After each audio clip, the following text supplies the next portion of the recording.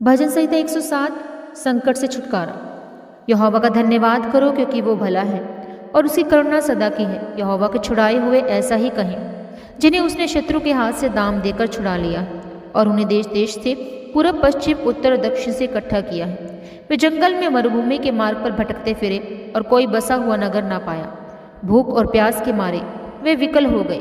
तब उन्होंने संकट में यहोवा की दुहाई दी और उसने उनको सकेती से छुड़ाया और उनको ठीक मार्ग पर चलाया, ताकि वे बसने के लिए किसी नगर को जा पहुँचे।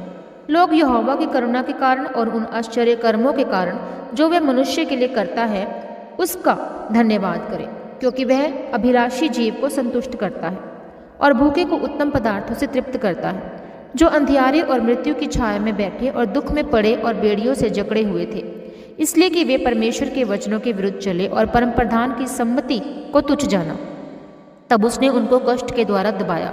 वे ठोकर खाकर गिर पड़े और उनको कोई सहायक न मिला। तब उन्होंने संकट में यहोवा की दुहाई दी और उसने सकेती से उनका उद्धार किया। उसने उनको अंधियारे और मृत्यु की छाया में से निकाल लिया और उनके बंधनों को तोड़ डाला।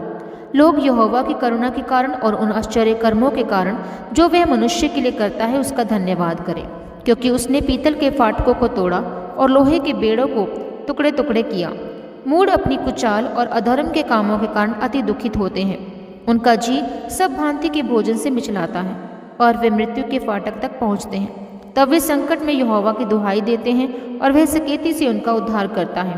वह अपने वचन के द्वारा उनको चंगा करता और जिस गड्ढे में वे पड़े हैं उससे निकालता है। लोग यहोवा की करुणा के कारण और उन आश्चर्य कर्मों के कारण जो वह मनुष्य के लिए करता है उसका धन्यवाद करें और वे धन्यवाद बलि चढ़ाएं और जय जयकार करते हुए इसके कामों का वर्णन करें। जो लोग जहाज़ों में समुद्र पर चलते हैं और महासागर पर होकर व्यापार करते हैं, वे यहोवा के कामों को और उन आश्चर्य कर्मों को जो वह गहरे समुद्र में करता है देखते हैं, क्योंकि वह आज्ञा देता है। वह प्रचंड बयार उठकर तिरंगों को उठाती है। वे आकाश तक चढ़ जाते फिर गहराई में उतर आते हैं और क्लेश के मारे उनके जी में जी नहीं रहता।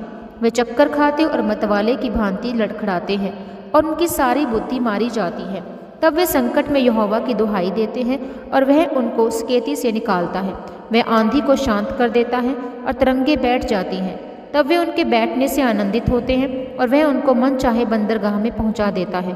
लोग यहोवा की करुणा के कारण और उन आश्चर्य कर्मों के कारण जो वह मनुष्य के लिए करता है उसका धन्यवाद करें और सभा में उसको सराहें और पुरनियों की बैठक में उसकी स्तुति करें। वह नदियों को जंगल बना डालता है और जल के सोतों को सूखी भूमि कर देता है। वह फलवंत भूमि को नोनी करता है। यह वहाँ के रहने वालों की दुष्टता के कारण होता है।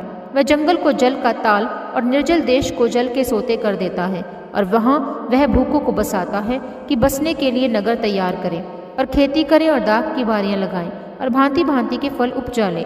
वह उनको ऐसी आशीष देता है कि वे बहुत बढ़ जाते हैं और उनके पशुओं को भी वह घटने नहीं देता।